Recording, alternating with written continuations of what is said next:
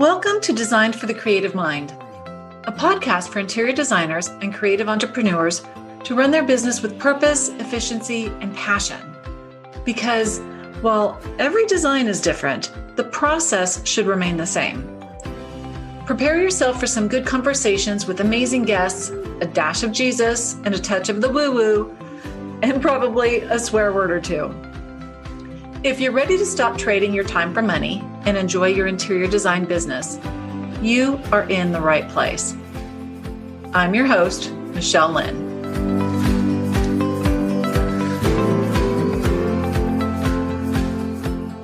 Hello, everybody. Welcome back. I'm Michelle Lynn, Designed for the Creative Mind, a podcast all about the business of running your interior design business, or actually any creative business. And I'm really excited today because my guest today is Connie Vanderzanden. She is on a mission to help entrepreneurs live the lifestyles that they desire by learning the simple steps, structure, and discipline to create and to save money. So, Connie, thank you for being here. This is a great topic. Thank you. This is my favorite topic. I mean, I will stop people in a restaurant to have this conversation. So are you telling them you shouldn't order that? You could save money by ordering this?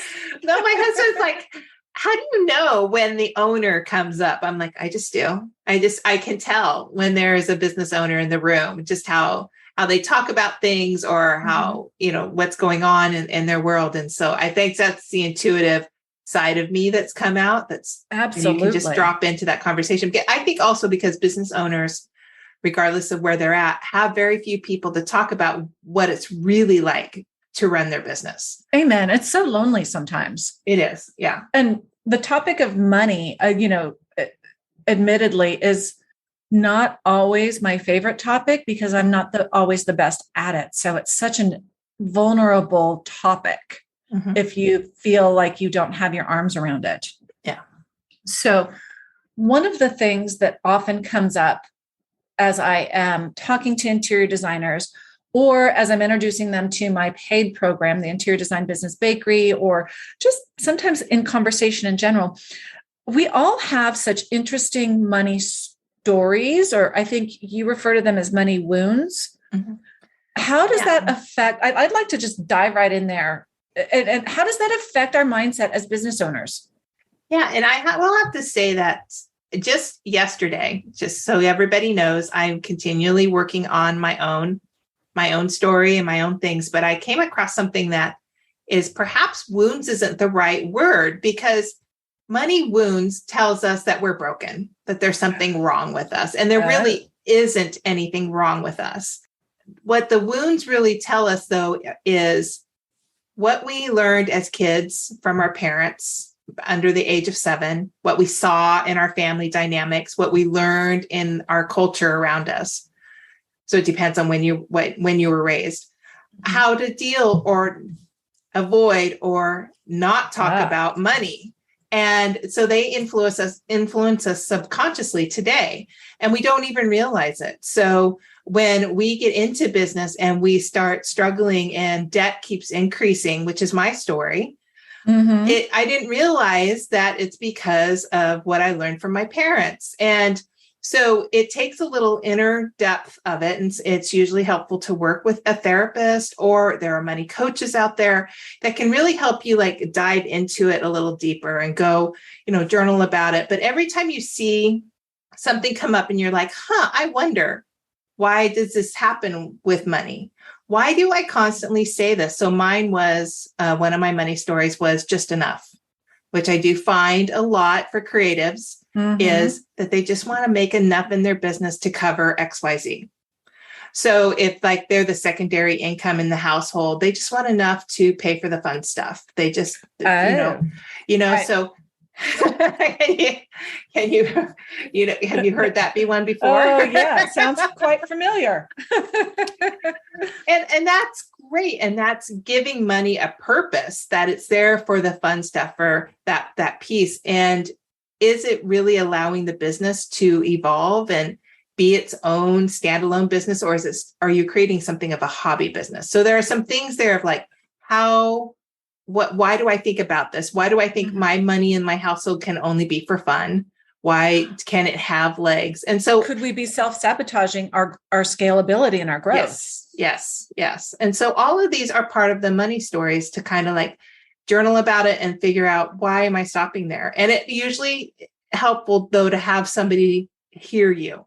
So again, mine was, I just need to make enough. And that's exactly what was coming in, was just enough to cover the bills. There was never enough to do anything else. So yeah, because you put that out into the universe and that's the energy you give out. That's what you're going to get back. Yes.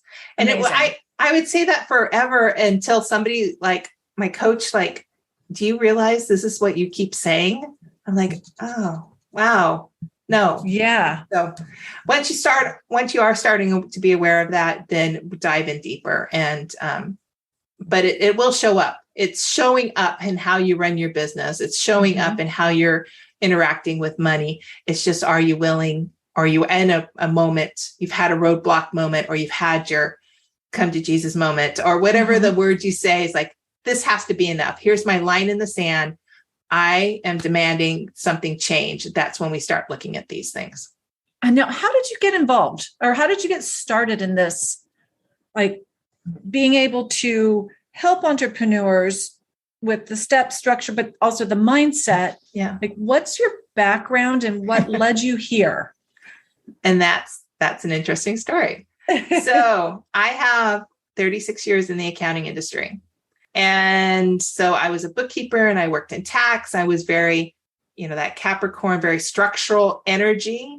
Yeah. The numbers were the rules. I mean, I even remember at a time where all I wore was black and white. So one of my employers gave me a book on color, like, Connie, you can like layer colors. Still have the book. I was super rigid. And we find, accounting professionals can be that way, that the numbers are the rule. Oh, yeah. And it wasn't until I went to grow my business in 2007. I was already in bookkeeping business. Yep. I had a bookkeeping business. I went out in 2001, started my business, self-employed, solopreneur. 2007, for some reason, found a life coach that was recovering CPA. And I have a bigger dream. And I jumped into it without any planning at all. So I wasn't paying attention to my numbers. I wasn't having any idea of how that would happen. We just jumped. And 6 years into that growth, realized, this $50,000 in debt is super heavy to carry by myself. And wait a minute, I haven't contributed to my household because I had the privilege of a secondary income that was paying all the bills. And I'm like, oh, right. So I had my roadblock moment, like sitting there going, how do I get out of this? What? This is not a sustainable business. And to admit that, wait a minute, you're an accounting professional, you can't figure this shit out. I was going to say that's ironic. Yeah. Because as entrepreneurs, oftentimes we'll turn to bookkeepers or lawyers to have all the business shit figured out. And basically it's different. It is different. Like I can be in your numbers all day. I can sit with you and hold the space for you all day. But for me, I realized, wait a minute, I'm avoiding my own numbers. I'm avoiding looking at my debt. And I was having the same emotional attachment to debt and money that I was watching my clients have. And so I had to work on it and heal myself and figure out what was going on before I could actually sit in a space with somebody and recognize the emotional attachment they had and be able to bring the numbers into play to say, okay, we're going to lean into the structural piece because this is the truth. The numbers do give us the truth. It's always where we start. And I want to acknowledge that you're having these issues and stories here, and you have a power of choice. You have the power of choice of choosing, do I want to continue this family lineage that I've been given, or would I like to create something new and pass it on and create a different relationship with money to whoever I'm going to encounter into the future? I love that. And it's so true, because we don't know what we don't know, because our parents teach us and we just take it as gospel. Yes. And society too. I mean, I was raised in the 80s where debt was a thing. It wasn't bad. And I came from a family where debt wasn't bad. If you wanted a car, you went and got a car loan. If you wanted anything valuable or anything worthy, you went and did it on debt. So of course, that's what I used to grow my business, debt. But what I didn't see was what happens when your debt's too much. What happens when you just ignore it? And figuring out how to get out of that. But yeah, the shame and guilt of the debt was the hardest part. And to go out into public and network and say, yes, my business looks successful on the outside, but on the other side of it, it was hard. It was falling apart. I had a great team. We were delivering products. Had great service, but it wasn't a sustainable model that I could continue to grow. Right. Almost like robbing Peter to pay Paul and going back in circles. That's, I think, probably familiar to a lot of people that are listening to this. I know it's been familiar for me as well at points in my journey, and probably will be again, because it's one of those things. I get it mastered, and then it's like, oh, well, I've got it. And I let my foot off the gas. And it just kind of goes back to those habits. So I think that it's interesting going back and figuring it out and breaking that bondage. Interesting. So how do you go about shifting the way you think about money? Because you talked about that like in the 80s, because that's how I grew up. It's like, you know what? It's just a credit card. It's just a loan. Like, how do you shift all of that? Because when you're in business, it's not just a loan. It's like, that's heavy. Mm-hmm. Yeah. And so again, we start always with going back to the numbers, whether it's debt or you're wanting to create a different flow of money in your, like say tax, you want to save for tax. You don't want to do this tax bill thing ever again. So first we have to start with where we're at. And so that's getting the numbers out, making sure you're in some type of accounting tool or that you can at least see it. If you're under 100,000, if you're under 60,000, a tool would be great. And I will always recommend automation when you can. But if you're a spreadsheet junkie, use your spreadsheet. There's no shame here. Just use what works.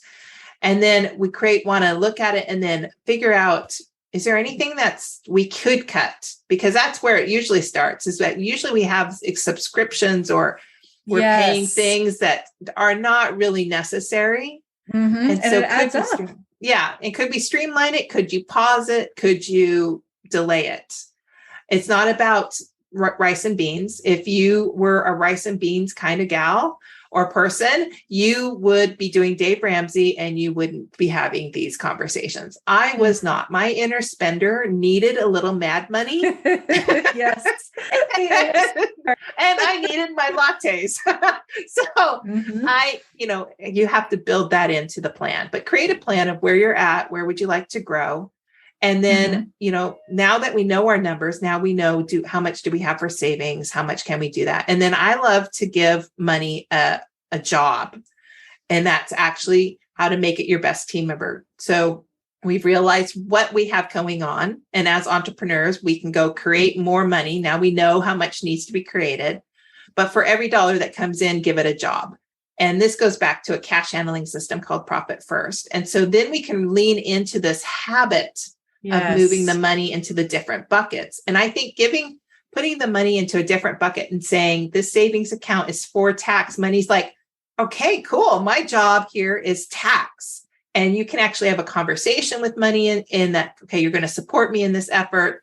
And we're going to decide on a certain percentage and put it there and leave it there. And you can do the same thing for savings for whatever you want. If you want your owner's wealth, you want to contribute more to your pension plan, you can do a similar thing. If you want to hire a team member, that's usually a common thing. They'll put a savings account, get 3 months of salary in there, and then hire. It's about delaying the instant gratification, which we were all raised to have. Yeah, that's hard. Yeah, it is very hard. And so if you decide that you want to make that purchase and we're going to use debt, then we're having a conversation with debt. Great. You're going to support me. I'm going to make this purchase, and this is how we're going to make sure we pay it off. So we always lean into the numbers, but it's about being intentional. And once you make that decision, then you're like saying, great, numbers, this is how you're going to support me. This is how the money's going to support me. And then finally, I like to create more habit and rituals around it. I really love a really good money date every week with my numbers, which is about, updating it, making sure I know where I'm at, but also showing gratitude and appreciation. So how can you sing a song every time you get a sale? How can you do a little dance?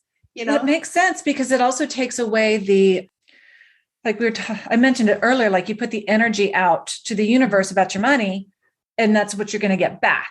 Yeah. And so I love the fact that you're celebrating and you're lightening up the mood, because I know when I start looking on Financial Fridays, that's what I do Friday mornings, Friday afternoons or something. Not every time, admittedly, but it's because I have so much negative energy or stress. And thankfully right now, it's not like I'm worried that I'm not going to make payroll, but in the past I had been, and I still feel those scars today. Yes. There's a weird energy but I love the idea of singing. Yeah. And so when I had a lot of debt, because we're looking down at the lack. So that's the lack. And yes, those fears will be there and they'll come up and they're like, that ego's talking to you. And at the point where you're like, okay, great. Thank you, ego, for trying to keep me safe, because that's where that negative mindset comes in. And it's like, ego's like, we can't do that. You have to, that's not safe. You're like, thank you. I really appreciate this warning, but I got this. Because I know what my numbers are. I know what my plan is. I'm actively looking at my cash flow. I got this. We are good. And the more that you are able to comfort change ego, that little voice, change the voice, comfort it, the less it will come up. But it's about what can you be foundationally supported by? And so that's what numbers really are. The number, even though we may have learned you have to be right or wrong in school, that there's emotional ties to numbers. Thank you to our educational system.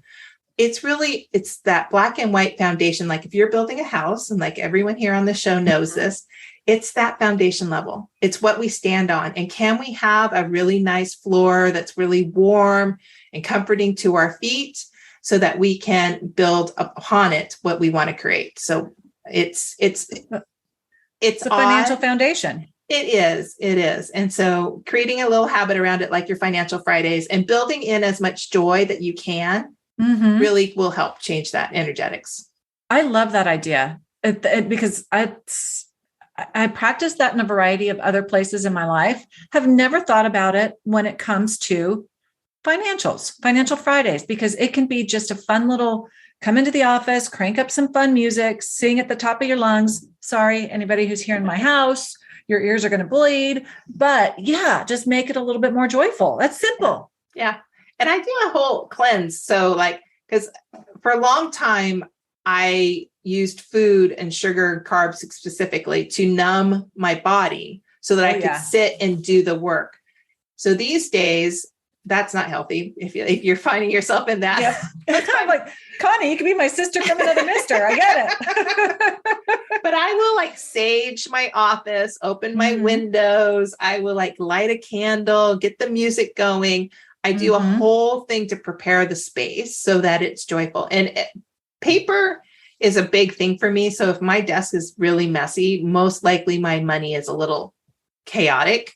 So clearing your desk, making, maybe wiping it down a little bit. So whatever you need to do, put as much attention to the space and yourself as you need to. I always have tea, and if you need to, you could have wine or chocolate afterwards to celebrate. So no, that makes sense. And it's also, it's like running a bath.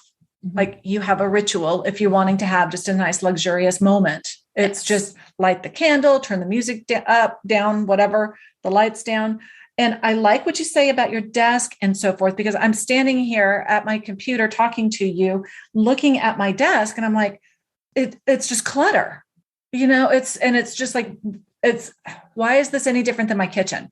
Yeah. Like when you go in and you cook, you make sure everything's kind of picked up and you have all your ingredients and you're ready to go. Yeah, exactly. And just cleaning it off, feels so much better. Yeah. But, again, we learned all that from our parents. Probably, I don't know, my dad, every time he was doing money, you never talked to him. And he had a lot of things around him doing things when it was kind of a tense period of time. So that's where we learned. Now that you can just do better and make different choices.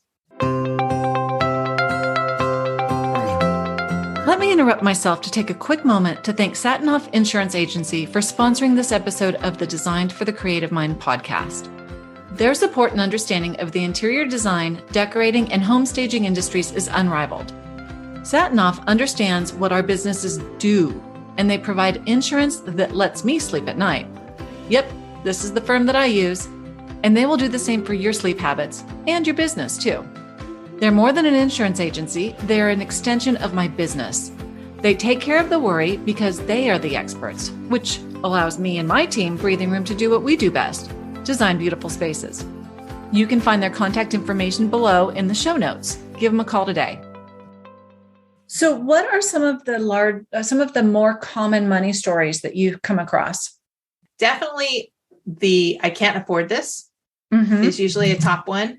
That usually flows right out before somebody's even had an opportunity to think about it. And I think, coming from parents that were both employees, so that employee mindset, that was the first response. And my mom was a single mom with 2 kids for a while, and it was just the immediate response. Yeah. So I can't afford this is it a priority? Rechanging of like, this isn't a priority for me right now. Or because if you really want it, you will find a way. So absolutely. Yes. So that's the first one. I just need to make enough is the second one, I think, because I've worked with a lot of creatives or mom and pops that just think about just covering their bills. So on that case can you dream a little bit bigger with your numbers? Could you think about, sure, this is all that your family needs right now, but what would you like in the future? That's why I like to look at my financial plans. I actually look at them in 3 ways: where we're at, where we would like to grow, like in the next 12 months, and then what your big dream is. If your big dream is to pay for your kids' college education, if your big dream is to start a foundation, would you like to give back to the community in some bigger fashion? Put that on there so that you know what you're working towards. And then the other one is part of mine. I had a codependency with debt. So if you have the fear, one of my coaches was like, I want you to freeze your credit cards. And I was like, I had these definite my whole body started having a panic attack. I was like, you want me to be without my credit card? This is a signal that we need to re-examine. Of course, we live in a plastic society today. So being without your card may mean that, you don't figure you have money, but there is definitely a relationship there of like, what happens if we don't have our card? Could we have some extra cash in our purse or in our bag that we could lean into? So I had to work through my codependency with debt, and it's an ongoing conversation, just like any codependency would be. Yeah, I think I have one with my phone. Yes. I was on a call yesterday. It was about, when you pick up your phone, could you think about it? Is it necessary for me to be in here? Is it worthwhile for my time? It's kind of like uncluttering of our digital lives. Oh my gosh. I left the house without my phone the other day. Wasn't going far. I can't remember what it was. It's been in the last couple of weeks. And at first I was freaking out thinking I should turn around, but then I was going to be late. And then I was just like, just go. Like, what's the worst that can happen? Yeah. And once I just let go of it mentally, probably like you let go of the debt mentally, it's kind of a relief. Hey, nobody knows where I am. Yes, that rebel in you is like, yes, exactly. We're going to be a wild woman today. Let's go. Yeah. If anything, I would just want to take a nap. So if we're running a business right now that is maybe building up debt or just eating cash. Yeah. What would you say is one of the first things to do to start turning that around so that we can take away some of that anxiety or codependencies or whatever the case may be? It's about creating a pause in the system. And there's several ways of doing that. One is you do not have to pay your vendors when your vendors say it's due. It's your business. You can create the pause of when you want to pay your vendors. You don't have to pay them every day. Can you pay them once a week? Can you pay them twice a month? Figuring out what works best for your cash flow. That's one. The second one is that cash handling system really allows you to give money a job so you can pause that system. So money comes in every week. I celebrate it. and I delegate it to what it's responsible for. And then I pay my vendors, my team, my cash flow. So it's about creating a pause in how you purchase. As a spender, I have to give myself 24 or 48 hours before I say yes. It's just that I need to get more in touch with my bandwidth. Can I implement? Will I actually take action? Do I have the space to do that before I say yes? So it's, again, what's coming up? Where is this issue? Like, if you're just automatically spending, or you have this in your brain that we have to continually grow, continually be in personal development, is really consider, are you implementing? Are you putting that into action? Is it really benefiting the business? So you might need to ask yourself a couple questions before you do that. And then if your debt's a little bit more to handle, and I've had this conversation in the last couple of weeks, is to go to your bank and ask, is there a debt reconstruction loan that we could possibly do, a restructuring loan? And then that way you can restructure the debt to maybe a lower interest rate, and then consider doing something different with your cards. Like, once I did that, then my cards had to be paid off every month. My cards. So whatever I said yes to, there had to be the cash flow to do that. And again, there's a lot of different ways of paying down your debt, but it goes back to cash flow planning, making sure you can find the little pieces, put it into savings, and then doing some lump sum payments to it. So there's a couple different ways, but it's really in the power of pause and really considering what you're going to want to get from this money. How's it adding to your life? And I love that, because I used to be a credit card junkie, just personally. And I just had that immediate gratification. It's like, oh, I've got money. And I think my shoes wore out before I paid my credit card off that I bought them with. So I think pausing and determining, do I really need these X, Y, or Z? It could be a subscription. It could be a new laptop. It could be those shoes. Really does make a difference. We're just in such a world of immediate gratification. We are. And it's getting worse every day, or better. It is, because we're so disconnected from our spending. It's just ones and zeros. There's not even, I notice I don't even think about it when I hand the credit card. So if you can be more somatically, like in your body, I am making this choice, I am making this purchase fully in your body, instead of just disconnecting from your head. Because we used to have to peel away bills, 20, 40, oh my gosh. 60, 80. I mean, just the physiological difference there of touching and handing over the money versus the card. Yes, I had to do that one time. My cards I didn't have my checkbook. My cards were either fraud or something, and I had to physically count cash to the grocery store. I almost I had a panic attack. My first job was McDonald's, so I know how to count money. Yes. The way that I was so much more attached to the paper side of it, and so disconnected from the plastic. That's so crazy. The relationships we develop with us. Yes, it's a thing. It is. So how do you help your clients? It's, because a lot of people come, they think that their bookkeeping is not clean, or it's being done wrong. Most of the time it's perfectly fine. It's just a little bit of smoozing here and there, like changing the name of an account so it makes more sense to them. But it's, again, starting with the numbers. I'll run the spreadsheet, they watch, and we create that plan. But really, I'm just creating a plan based on what their vision is. I'm just like, you hire somebody to come in and do your interior design, they're going to run that piece of it. You're going to give them what you'd like, what you don't like. They're going to come back with this beautiful, this is your option. It's the same thing in a spreadsheet. And then a lot of the time when I do mentoring, it's a lot of therapy.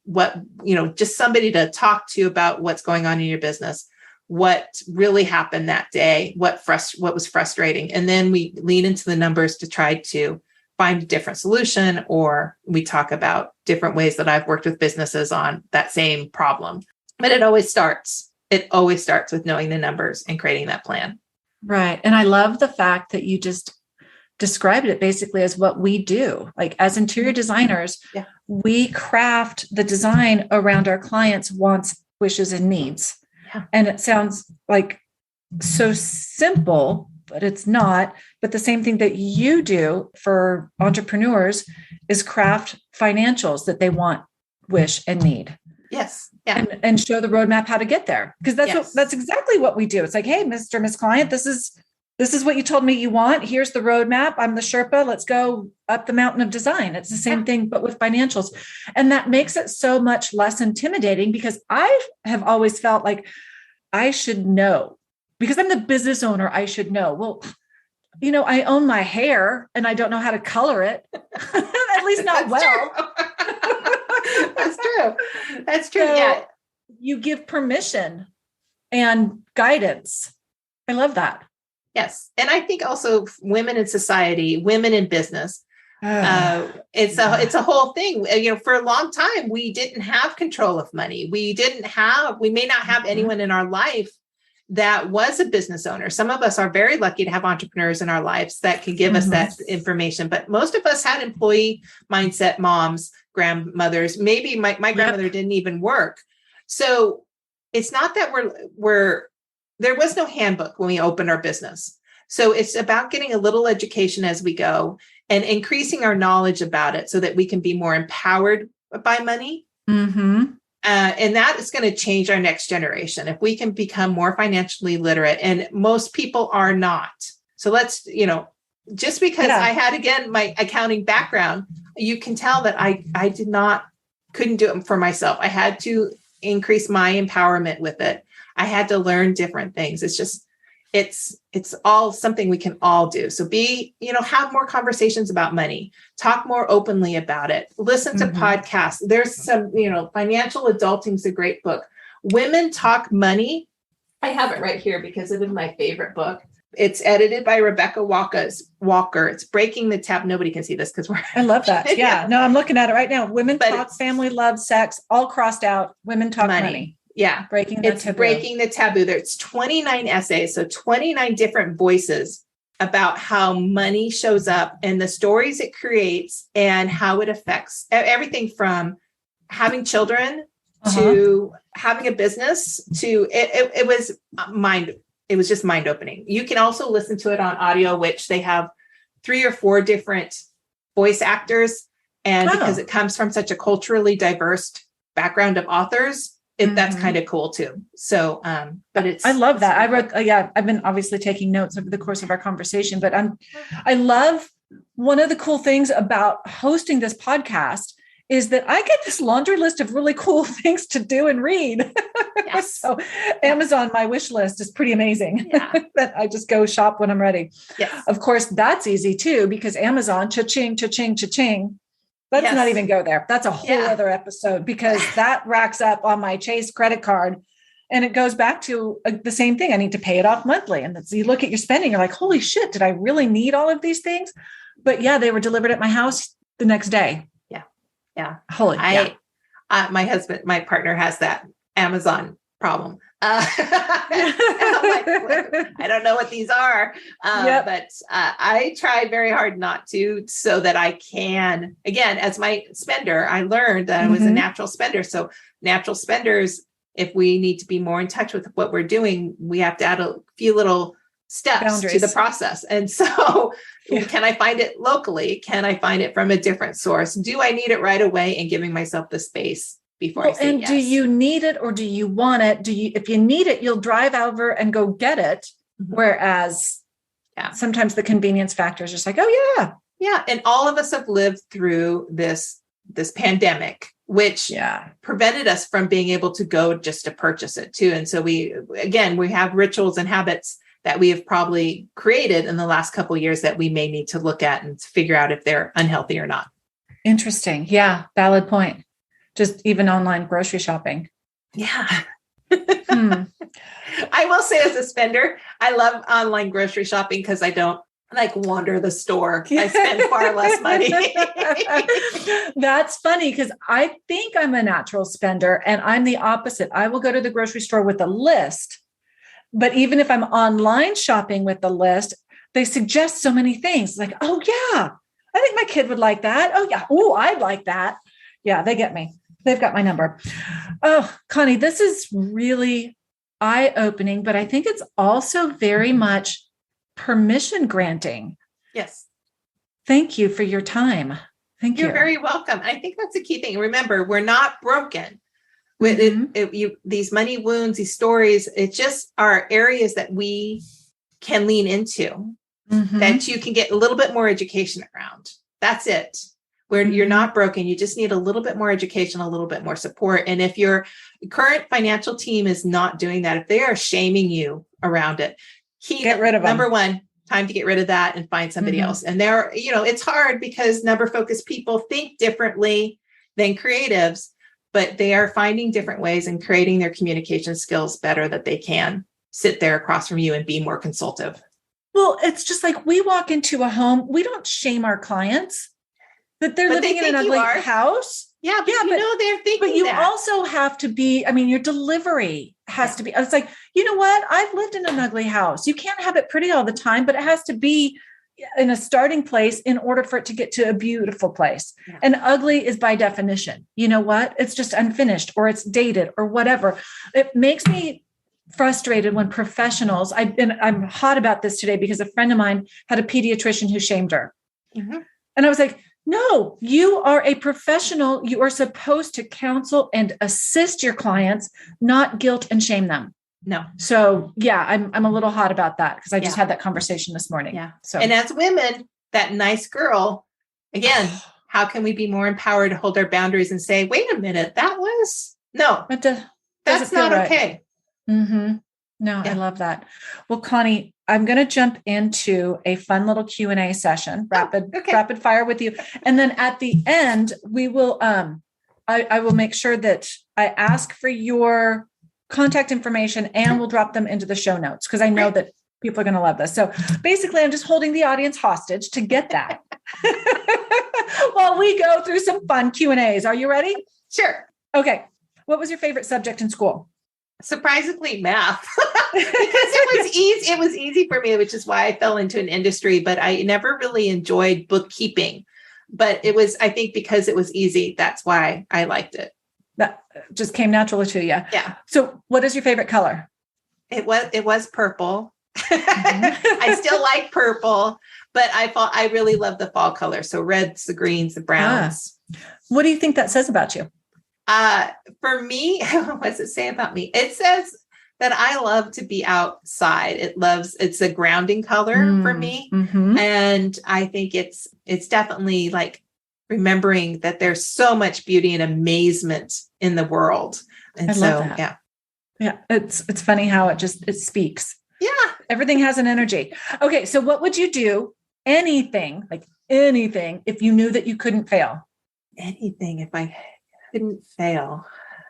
The first thing that came from my mind was jump out of an airplane. I don't know why, because I am afraid of heights. And I think I've always wanted to fly. So if I knew that I would not die on the way down. What if we got you one of those little bat suits? Have you seen the people that fly in the bat suit? That's what I want. That's what I want my superpower to be. So yeah. How crazy is that? Yeah. So what is the best compliment you've ever received? Best compliment. The one that just always touches my heart was, I didn't expect this type of conversation from you. I didn't expect this level of openness. I didn't expect this level of, I didn't feel shamed. And so that is the biggest compliment when I can sit across from somebody and they're like, this is just something I'm so happy I received it. I'm already tearing up. But yeah, that is one of my biggest compliments. Yeah. Especially around money, because it is just so personal. Yeah. That speaks volumes. Any tattoos? I do. I have a tattoo of a yin yang symbol that I only show to my closest friends. the few and the proud. Yeah. But I think it was funny because my friends were all like pinching themselves, like, where is it least going to hurt? And they all chose one over by their hips. And I was like, I'd like to get another one. I'd like to get one on my back. So there's some ideas that I have, but as I get older, it's kind of like, is it going to look the same? Be very cautious about where that's going to sag. Yeah. But right now, conscious tattoos, which are these rub-on ones. Yes. I love those. I have. Yeah. I'm looking at potentially putting one on my arm. Therefore, I keep putting the fake ones on to see if I'm going to go permanent. So So I'd ask what your favorite book is, but I definitely have Women Talk Money has been written down. Yes. What would you say is your biggest pet peeve? My biggest pet peeve, I think, is that people walk around and aren't aware that there are other people in the space. Like that. Yeah, it's an awareness issue that drives me a little crazy, but it's the small things. It's like thanking your waiter or stacking your dishes. There's just the level of consciousness and awareness that there are other human beings that are around us that are providing service, or just that we come in contact with. And it's kind of annoying. Oh, like opening a door, just the little things of or just even acknowledging. Saying thank you when somebody holds the door for you. Yeah. That's a good one. Last one is, where do you find inspiration? Amazingly everywhere. And it's funny, like I will be listening to a podcast about your podcast and I will get an inspiration of like how I could serve my clients better. Or it's everywhere. It's amazing. I can watch a movie. I can watch a Marvel movie and get something out of it. I think it's just how our brain is wired.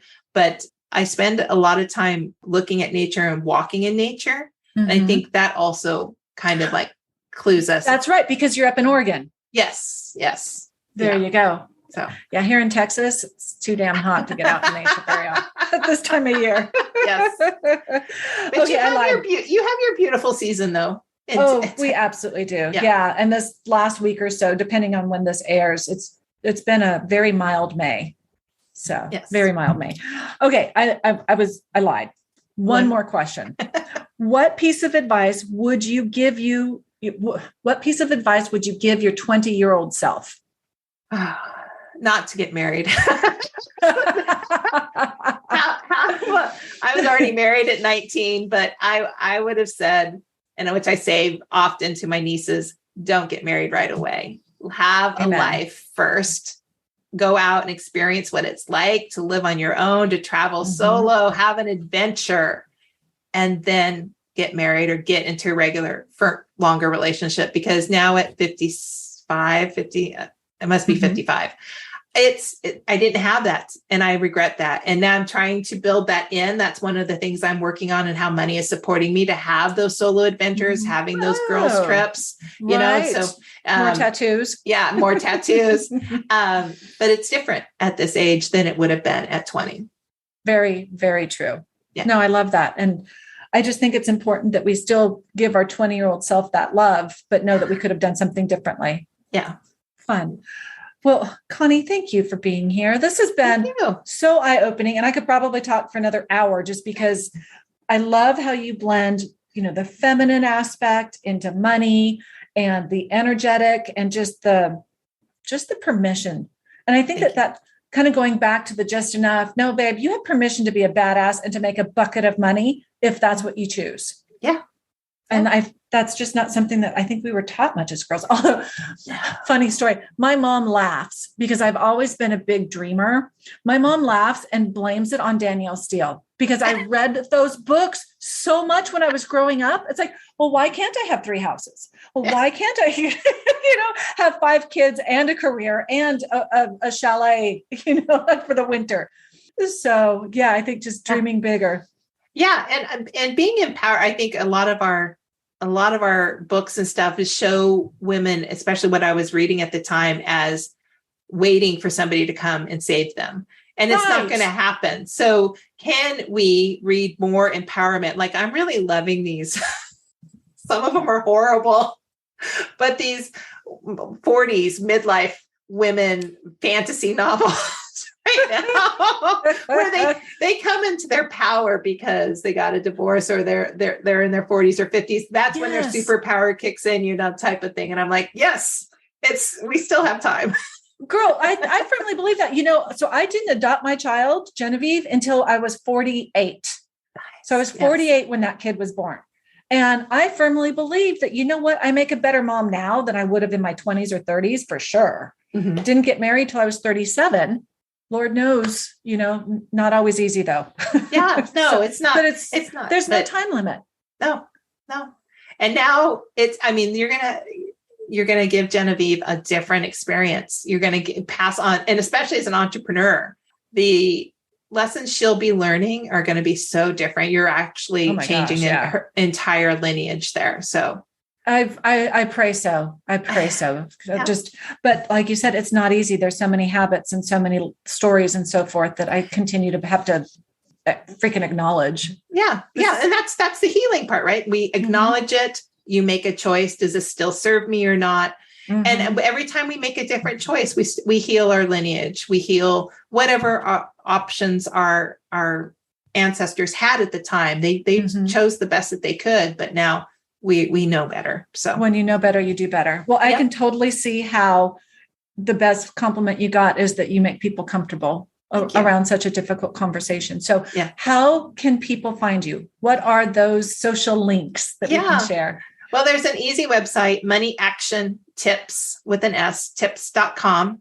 And there's a free report, but mostly as an educator, if somebody really got triggered and wants to have a conversation, there's a 30-minute complimentary conversation to schedule right there on that page. But everyone doesn't always want to let me look up their skirts right away. So what it feels like.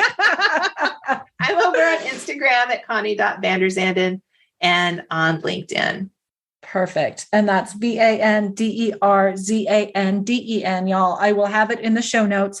And you said that's moneyactiontips.com. Yes. I will make sure that's added in there as well. Yeah. Oh, lady, thank you so much for your time. Thank you. I always enjoy talking about this. So if you ever want to talk money again, let me know. I'm skipping.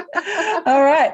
And for those of you who can benefit from even more resources surrounding your business of running your interior design business, join the growing community, Facebook's private group. And I say this every time. I know it's Facebook, y'all, but all you need to do is just create a little ninja profile and come and join me at the Interior Designers Business Launchpad.